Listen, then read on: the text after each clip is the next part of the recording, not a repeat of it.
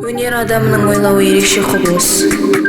Әр нотаны, әр дыбысты жүрегімен қабылдай отырып әндету, денесімен қабылдай отырып билеу — бұл музыкаға деген махаббат. Мейлі вокал, мейлі аспап, мейлі би, біз өнер үшін жаратылғанбыз.